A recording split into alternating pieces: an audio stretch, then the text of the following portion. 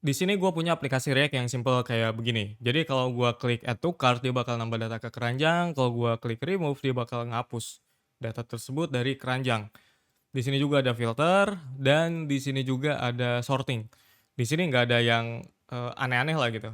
Jadi ini basic dan juga sesuai dengan yang gue inginkan gitu cara kerjanya dan juga perilakunya. Sebelah kiri sini ada code base-nya.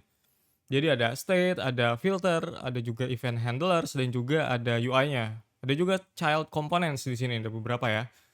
Nah, jadi kalau kita lihat ya ini tidak ada yang aneh dan juga ya sesuai lah gitu yang kita ekspektasikan juga gitu karena memang umum ya. Kita klik add to cart, dia nambah data ke keranjang dan juga yang lainnya. Kalau kita klik lagi di sini atau kita lihat lagi, kita klik add to cart, yang update di sini adalah komponen ini atau spesifiknya bagian in cart ini dan juga bagian keranjang. Bisa dilihat ya, kita klik ini dia bakal update, dia update lagi kalau kita klik dan juga kita klik dia juga update di bagian sini dan juga bagian sini. Jadi seolah-olah kalau kita lihat secara dangkal, oh komponen ini dan ini aja nih yang berubah gitu, yang lain tetap sama dan juga tidak berubah gitu. Ya memang kelihatannya begitu. Jadi seolah-olah kita berpikir kalau itu tidak ikut re-render gitu. Tapi kalau kita lihat lagi kodenya, di sini kita punya 3 state. Jadi kalau kita klik add to cart di sini yang akan di-update state-nya itu yang bagian cart ini. Karena ini yang menampung data di keranjang tersebut gitu. Jadi ketika state ini di-update, kalau di React itu akan nge-trigger komponennya re-render. Komponennya itu yang ini, yang app komponen ini. Jadi kalau si state itu update, dia bakal nge-render komponennya. Nah, ketika parent komponennya, ini kan app parent komponen ya. Parent komponen ini re-render, maka dia akan juga nge-re-render child components di dalamnya. Contohnya di sini ada header, ada search bar, ada panel, ada list produk, ada cart sidebar, ada juga footer. Jadi beberapa child components tersebut juga ikut re-render. Walaupun di sini UI-nya ya tidak berubah gitu. Tapi dia tetap re-render secara prinsip. Jadi itu tidak ada yang melanggar hukum ya, karena memang cara kerja di React seperti itu. Ketika ada parent komponen yang re-render, maka child components ikut re-render juga. Taunya gimana? Kita bisa tes dengan cara yang paling basic yaitu ngasih log. Di sini kita bisa kasih log, kayak gini kita save, lalu di sini kita lihat di bagian konsol dan kalau kita reload dari awal, kita klik lagi. Nah, di sini ada tulisan render product list sesuai yang kita tulis di sini, kemudian kita klik lagi di sini, dia tetap re-render dan juga yang lainnya. Begitu juga kalau kita klik remove, dia bakal re-render. Jadi yang re-render bukan cuman ini dua aja karena dia update, tapi juga yang ini dan juga yang ini bahkan karena secara prinsipnya balik lagi, ketika parent komponen re-render, maka child components ikut re-render di sini. Karena ini adalah child components dari parent komponen app dan juga ada state di sini, maka ketika ada state ini, state ini, state ini berubah, dia bakal render semua komponen yang ada di dalamnya. Jadi ini, dan ini juga dia akan ikut re-render begitu. Nah, di sini gua nggak akan bahas soal gimana cara memperbaikinya atau kita fokus di bagian refactor contohnya, itu kita nggak akan bahas di sini. Kita bisa bahas itu di video yang lain. Melainkan di sini gua akan bahas alih-alih soal cara investigasi. Gimana cara tahu nih mana aja komponen yang re-render terhadap suatu perubahan misalkan. Kalau ada event misalkan atau ya state update lah secara umum gitu. Kalau kita pakai cara yang tadi, itu cukup.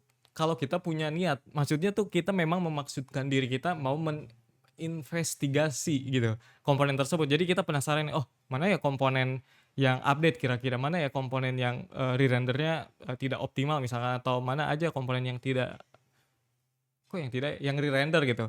Nah, kita akhirnya memaksudkan diri kita atau meniatkan diri kita untuk ngecek komponen tersebut, dan ini kan jadinya satu-satu.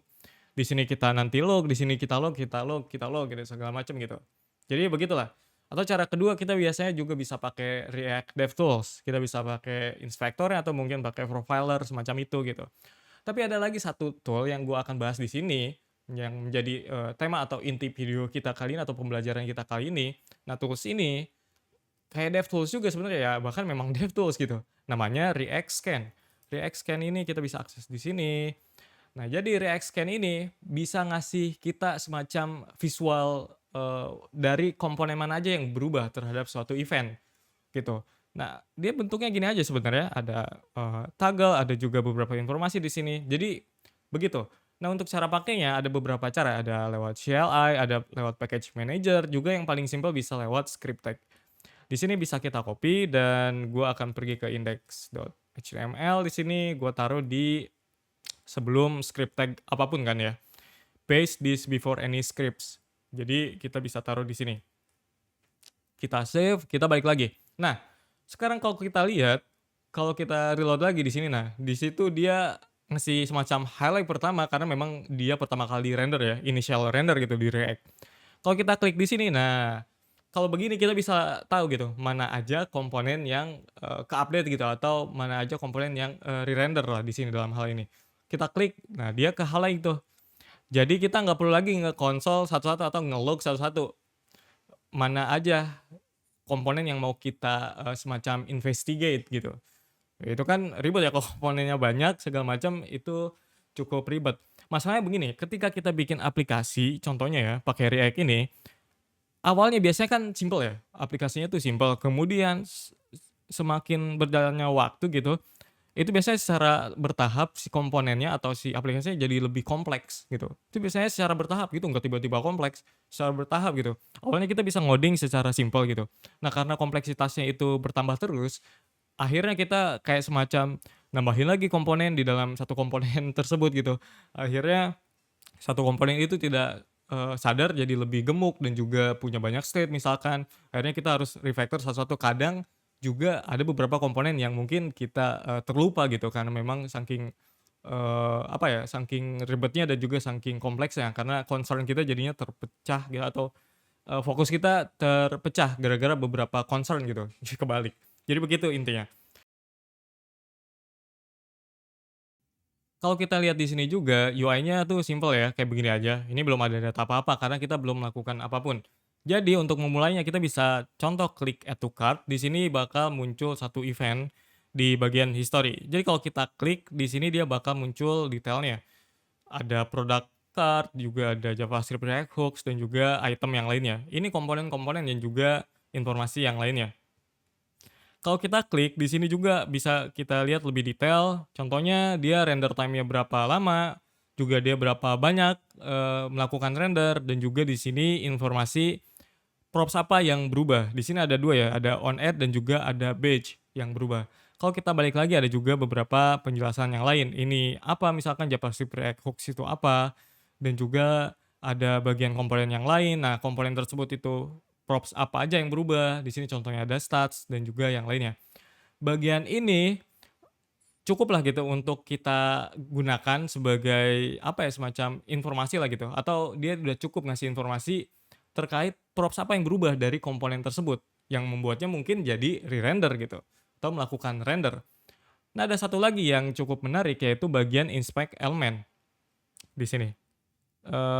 Di bagian sini ada inspect element. Jadi untuk fitur yang satu ini dia bisa kita gunakan untuk menarget komponen yang lebih spesifik, misalkan product card. Kita, hover ke sini, kita klik dan dia bakal ngebuka panelnya lagi atau DevTools yang ini. Jadi kalau kita klik sekarang misalnya add to cart, ketika dia melakukan render lagi kayak contoh barusan, dia bakal ngasih tahu kenapa product card atau komponen product card render. Di sini dia ngasih tahu props yang berubah, ada on add dan juga badge. Kalau yang di sebelumnya kita nggak bisa lihat data yang berubahnya. Kalau di sini kita bisa lihat, kalau kita expand, ada keterangannya di sini atau ada semacam visualnya apa yang berubah. Value sebelumnya dengan value yang baru gitu. Di sini contohnya, on add ini adalah function. Nah, function ini dia berubah walaupun sebenarnya secara isinya body functionnya itu dia tidak berubah tapi reference-nya berubah. Ini masuk akal karena ketika kita bikin event handler di dalam body function atau di dalam body komponen, ketika dia re-render dia bakal recreate gitu kan. Nah, ketika recreate ya dia bakal otomatis dianggap function yang berbeda referensinya. Karena kan yang sebelumnya sudah, dianggap, berbeda gitu, sudah gak ada lah gitu, karena udah di-recreate gitu. Nah, yang baru ini dibikin lagi dan akhirnya di-compare ternyata ya berbeda referensinya. Begitu juga dengan badge. Batch di sini isinya objek atau nilainya objek. Walaupun sebenarnya di sini dia strukturnya sama, ada teks, ada tone, ada teks, ada tone juga. Di sini dua-duanya sama tuh, nilainya sama.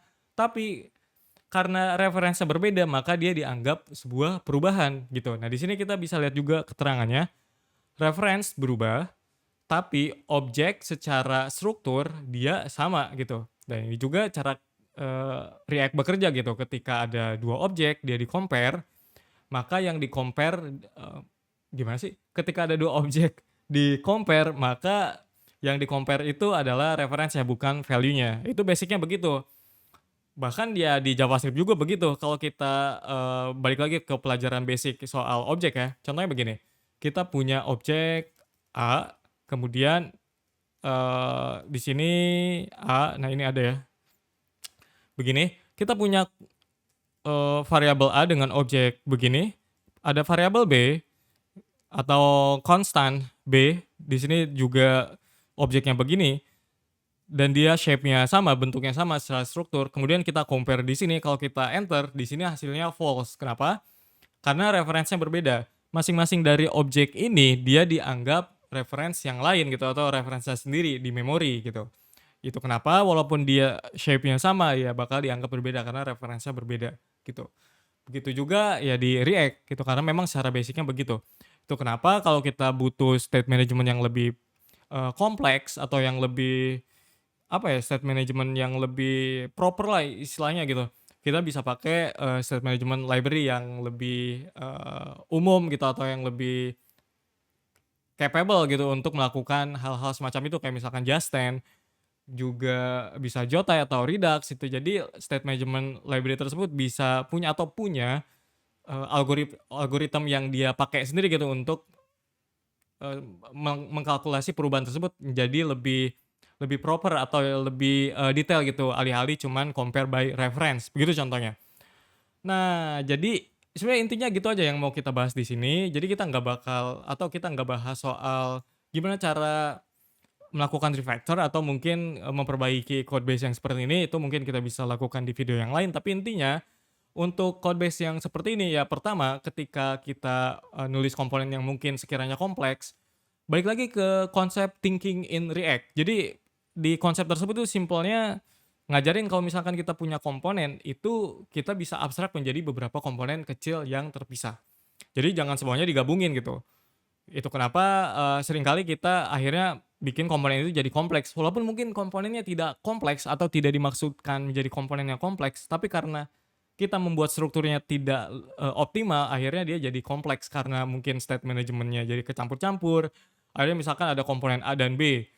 Komponen A dan B ini sebenarnya masing-masing, state-nya berbeda gitu, cuman kita gabung di dalam satu parent komponen yang sama, akhirnya jadi dia melakukan re-render yang tidak perlu sebenarnya. Itu satu, kita bisa pisah-pisah menjadi atau kita abstrak menjadi komponen yang berbeda. Kedua juga kalau misalkan kita sekiranya butuh state management yang lebih proper atau yang kita perlu akses secara global di aplikasi kita, mungkin kita butuh state management yang lebih proper, pakai library semacam Justend kayak tadi yang gue sebutin, pakai Zotai, pakai apalagi, mungkin Recoil atau mungkin pakai Redux segala macam gitu. Jadi intinya begitu. Atau yang lainnya juga mungkin solusinya kita butuh, React Memo gitu. Kalau misalkan kita mau bikin strukturnya memang mungkin harus digabung seperti ini. Beberapa case mungkin memang harus seperti itu gitu. Tapi gue pengen nih komponen spesifik ini harusnya jangan di-render. Nah, kita bisa pakai memo. Case-case seperti itu misalkan, bisa juga terjadi di ketika kita bikin aplikasi semacam, chatbot AI kayak ChatGPT gitu. Jadi kita punya streaming, kemudian streaming itu kan dia datangnya artinya si responnya itu dia datangnya per chunk ya, jadi nggak sekaligus muncul responnya gitu, langsung jadi. Jadi dia per chunk misalkan hello, world, how can I help you gitu, jadi satu-satu tuh, jadi per chunk gitu. Nah per chunk itu ketika dia muncul di-render ke, UI, dia bakal ngeri-render komponennya juga. Secara umum ini mungkin cepet ya, tapi kalau misalkan si, UI-nya kompleks dan juga datanya banyak, misalkan chat-nya itu udah panjang banget gitu, konteks window-nya udah panjang. Nah, ini tentu aja bakal ngeri-render semua komponen yang ada di dalam conversation tersebut. Nah, hal tersebut itu kita bisa atasi atau hal semacam itu kita bisa bisa atasi dengan React Memo. Di sini contohnya. React Memo gitu. Beberapa hal kita bisa atasi dengan menggunakan memo seperti ini. Jadi kita bisa melakukan, eee, kalkulasi yang lebih detail misalkan kita, atau conditional yang lebih detail gitu. Jadi kita bisa tulis logiknya apa aja yang mau kita, taruh di situ contohnya, kayak begini contohnya dan lain sebagainya. Jadi simpelnya begitu. Oke, itu aja yang mau kita bukan yang mau berarti ya, yang kita udah bahas ya. Jadi intinya begitu dan dengan React Scan ini kita bisa lihat lebih, apa ya, lebih aware aja dan juga bisa lebih notice gitu mana komponen yang sekiranya kita perlu optimalkan dan juga mana komponen yang update yang akhirnya kita mungkin, perlu refactor gitu. Oke itu aja, terima kasih sudah menonton, sampai jumpa di video lainnya, bye-bye.